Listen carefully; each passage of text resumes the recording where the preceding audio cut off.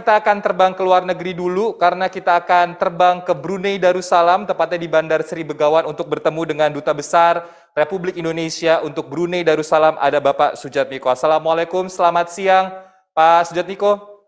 Waalaikumsalam, selamat siang. Terima kasih Mas Ito. Sehat Pak?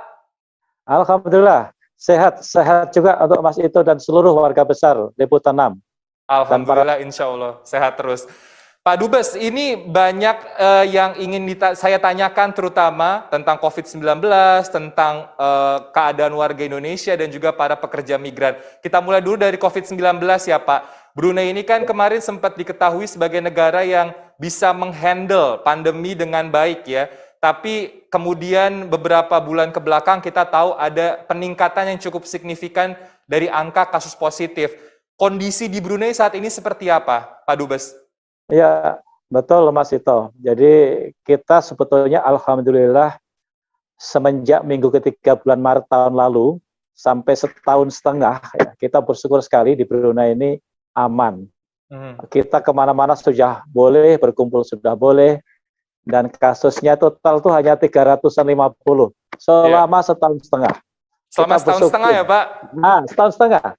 Nah, sayangnya ternyata tidak bisa juga kita menghambat datangnya si Delta itu.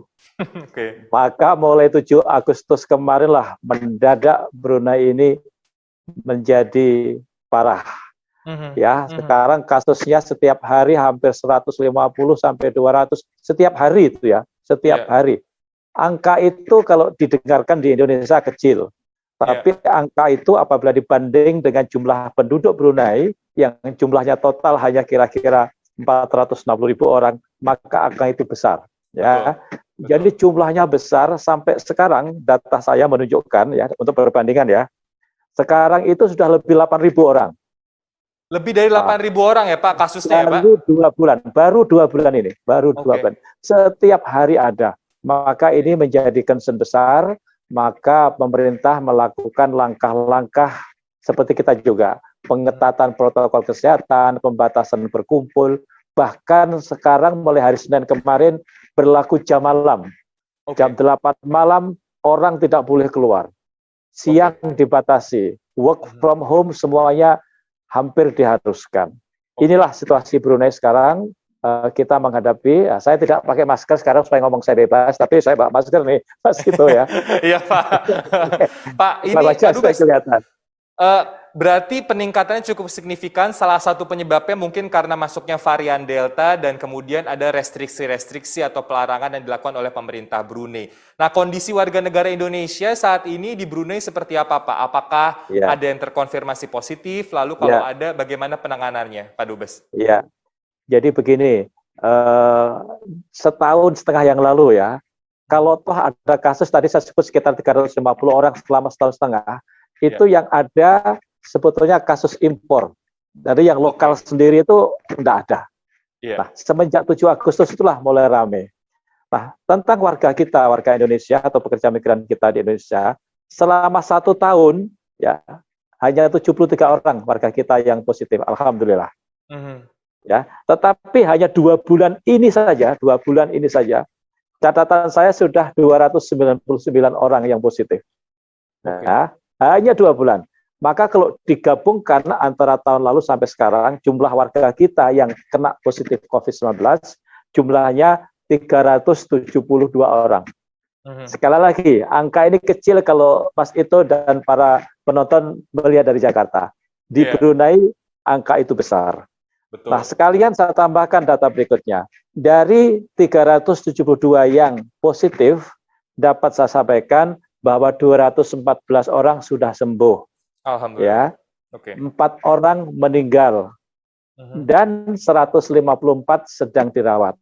Di Brunei, alhamdulillah ada beberapa tempat perawatan dan semuanya diberikan cuma-cuma, semua diberikan gratis. Baik. Jadi ini angka yang cukup, lagi-lagi saya ingatkan, ini angka yang cukup besar melihat perbandingan antara negara Indonesia dan Brunei, karena memang luas wilayah yang lebih kecil dan juga kepadatan yang lebih kecil dibandingkan Indonesia. Jadi ini sebetulnya udah genting ya Pak, kalau level di Brunei ini cukup genting ya Pak? Nah, gambarannya tadi itu, gambarannya sudah bahkan diberlakukan jam malam. Yeah. Dulu setahun setengah kita bebas, restoran sudah buka, kita sudah boleh kumpul sampai 1.000 orang. Sekarang kembali lagi, kumpul-kumpul tidak boleh, di mana-mana harus pakai Blue Health. Blue Health itu seperti kita punya apa, peduli lindungi. Ya, kita sudah semenjak awal di Brunei melakukan itu dengan namanya Blue Health. Ya, kita ketat sekali. Dan Brunei ini bedanya dengan kita perlu contoh. Brunei bedanya hukum betul-betul ditegakkan. Orang suruh pakai masker, nggak pakai masker, langsung denda $100. Ya, orang nggak boleh kumpul-kumpul, dia melanggar, langsung per orang $6.500, nggak main-main, nggak ada tawar-tawaran, nggak ada demo-demoan.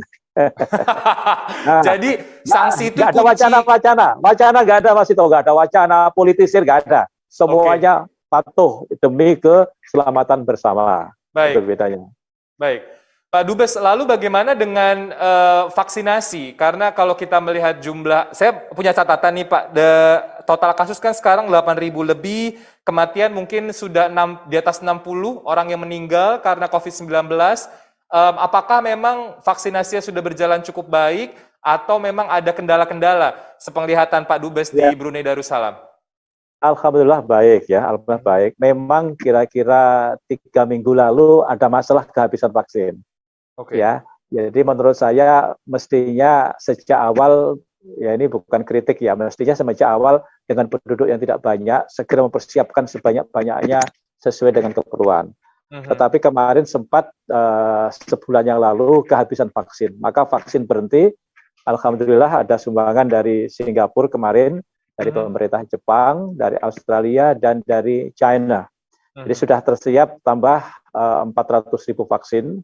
Maka sekarang rutin lagi, vaksin semuanya gratis diberikan kepada siapapun, termasuk warga negara asing, termasuk WNI kita. Jadi, tapi kemarin sempat pada satu hari itu ramai sekali ke stadion karena memang dibuka tanpa perjanjian, maka menumpuk.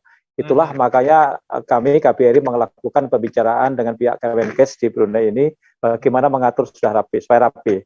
Alhamdulillah kemarin hari Minggu kita dapat alokasi 400 orang untuk orang Indonesia saja. Saya kawal di lapangan kemarin, dan bahkan realisasinya kemarin 500 orang. Saya lanjut bicarakan lagi, jangan sampai ada warga kita yang tidak tervaksin. Maka semenjak hari Senin kemarin disepakati lagi dengan Kemkes, oke Pak, setiap hari kita beri jatah khusus 200 orang untuk orang Indonesia. Dan besok hari Minggu kita dapat jatah lagi 600 orang untuk warga kita. Jadi alhamdulillah kami terus monitor dengan pihak Kemkes ini agar semua warga kita sebagai bentuk perlindungan kita kepada warga kita di luar negeri maksimum dapat terlayani dengan baik. Baik. Pak Dubes, salah satu juga yang jadi perhatian Indonesia, terutama untuk para diaspora yang di luar, mungkin untuk negeri-negeri tetangga seperti Malaysia, Singapura, dan juga Brunei, adalah soal pekerja migran, Pak. Ini kondisinya di tengah pandemi seperti apa, Pak? Apakah mereka tetap bekerja atau mungkin pekerjaannya semakin sulit atau seperti apa, Pak Dubes? Ya, hampir sama, Mas Ito, di mana-mana. Jadi tak kecuali Brunei pun semenjak tahun lalu banyak ya tentu berdampak lah ya, yang mereka biasa bekerja ada yang sama sekali di PHK, ada juga yang bekerjanya separuh, ada juga yang bekerjanya tetap full tetapi digaji separuh ya. Ada pula yang biasa full tapi mungkin tidak dapat bantuan makan. Jadi biasa masalah-masalah seperti ini sama dengan dimanapun ya. Itulah maka KBRI tidak ketinggalan, kita melakukan survei, melakukan langkah-langkah bagaimana supaya tidak ada warga satupun yang kelaparan, satupun yang bermasalah besar. Maka kita semenjak tahun lalu ada program bagi-bagi sembako, bagi-bagi masker, bagi-bagi hand sanitizer dan seterusnya yang diperlukan. Nah, saat ini kita sedang mendistribusikan 1.000 bahan kebutuhan pokok kepada masyarakat kita yang terdampak ini. Pendek kata, kami membuka kepada semua masyarakat agar lapor ke KBRI siapa-siapa, terutama tadi yang kategori urgent tadi, kehilangan pekerjaan, atau separuh digaji, atau tidak dapat makan, yang semuanya bermasalah, insya Allah walaupun gajinya, walaupun KBRI juga anggarannya dipotong juga oleh Jakarta, tapi kita pinter-pinter mencari sumber dari mana, yang penting untuk kebutuhan sosial menyelamatkan warga kita, jangan sampai ada yang kelaparan. Baik, Itu tuh mungkin sahabat liputan6.com punya saudara atau teman mungkin yang bekerja di Brunei mungkin dan sedang kesulitan secara ekonomi karena pandemi, silakan langsung mengontak KBRI yang ada di Brunei Darussalam.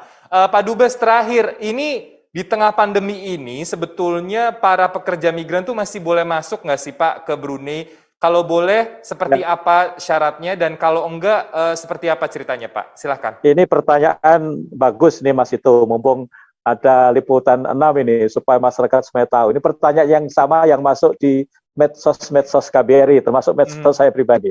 Yeah. Jadi sebetulnya semenjak Brunei aman-aman ya, sebetulnya tidak boleh pekerja masuk. Tapi masih ada kecualinya, kecuali di sektor-sektor yang strategis, sektor-sektor yang skilled. Jadi misalnya yang bekerja di sektor migas itu boleh. Ya. Tetapi semenjak Indonesia kita sempat kan mencapai peak sampai 54.000 ya waktu itu ya per hari. Iya, betul. Nah begitu Indonesia angka positifnya tinggi dan Brunei masih aman waktu itu, ketakutanlah Brunei. Masuknya orang ke Brunei berarti akan membawa ya quote unquote virus gitu. Iya. Maka semenjak kalau tidak salah bulan Juli tidak boleh orang Indonesia masuk ke Brunei. Nah larangan itu sampai sekarang berlaku 11 atau 12.000 orang yang pulang. Nah Brunei sekarang merasakan kurangnya tenaga kerja, banyak mencari orang, mencari apapun sulit. Nah inilah maka KBRI sekali lagi sedang melakukan lobby-lobby kepada pihak Brunei dengan catatan alhamdulillah kasus positif kita sudah menurun drastis. Ya, jadi harapannya sudah boleh lagi lah warga Indonesia untuk bekerja di Brunei, terutama yang skilled ya Mas Ito ya. Kalau yang PLRT, yang perempuan, yang unskilled, ya, kami belum mendorong, walaupun boleh masuk ke Brunei ya, saya belum mendorong untuk pergi ke Brunei. Karena apa? Karena kami, Indonesia dan Brunei sedang menyelesaikan sebuah memorandum kesepakatan tentang perlindungan tenaga kerja kita di luar negeri. Dan ini amanat daripada Undang-Undang Nomor 18 Tahun 2017. Kalau kita masih menerima pekerja migran yang non-skilled tanpa adanya MOU, maka pemerintah dapat dinilai melakukan pelanggaran terhadap undang-undang tadi. Jadi yang skilled ya Pak ya, yang didorong ya Pak ya? Ya, kalau yang skilled, yang laki-laki silahkan rame-rame, saya akan bantu. Saya akan bantu habis-habisan. Tapi kalau yang perempuan, yang non-skilled, yang banyak masalah ini Mas, yang banyak masalah nggak dibayar gajinya, yang mendapatkan kekerasan, yang macam-macam, dan untuk harga diri bangsa kita ya. Sementara tunggu dulu sampai Brunei menyepakati memorandum tentang perlindungan pekerja domestik. Kalau ini beres, baru. Ini kan juga demi kebaikan tenaga kerja kita ya Pak, sebetulnya si MOU itu, sehingga marilah kita patuhi bersama-sama ya Pak. Secara singkat aja Mas itu supaya masyarakat tahu, bukan kita menghambat ya, bukan kita menghalangi. Kita ingin semua orang yang ke Brunei untuk bekerja, terutama sektor informal ini, kita ingin semuanya well protected. Jangan sampai ada masalah. Gajinya terpenuhi sesuai dengan standar minimum. Jam kerjanya ada caranya, hari kerja ada cara-cara, ada dalam kontrak. Bentuk pekerjaannya pun kita atur di situ, Mas Ito. Kita tidak mau ada seseorang bekerja di Brunei, ya serabutan, ya juru masak, ya babysitter, ya tukang kebun, ya mencuci mobil, ya driver. Kita tidak ingin seperti itu. Kita ingin ada pembagian job description yang jelas. Orang ini digaji segini, pekerjaannya ini, dan tertulis dalam kontrak. Dengan demikian maka kedutaan kita bisa menjalankan fungsi untuk memproteksi kalau ada apa-apa. Ini untuk mengangkat harkat martabat juga manusia kita sendiri. Mudah-mudahan mohon doanya, kita sedang lobby dan pihak Brunei sudah serius sekarang untuk bergerak menyelesaikan MOU itu, dan kami katakan begitu MOU selesai kita akan kembali normal kembali. Baik, ya, Pak Dubes, terima kasih atas informasinya Pak, sangat membantu terutama untuk warga negara Indonesia yang mungkin punya saudara-saudara di Brunei Darussalam. Semoga kondisi di sana juga membaik dan salam sehat untuk seluruh kru dari Duta Besar Republik Indonesia di Brunei Darussalam. Sehat terus Pak. Terima kasih Mas Ito, semuanya salam sehat untuk semuanya dan untuk warga kita yang ada di Indonesia. Terima kasih. Wassalamualaikum warahmatullahi wabarakatuh.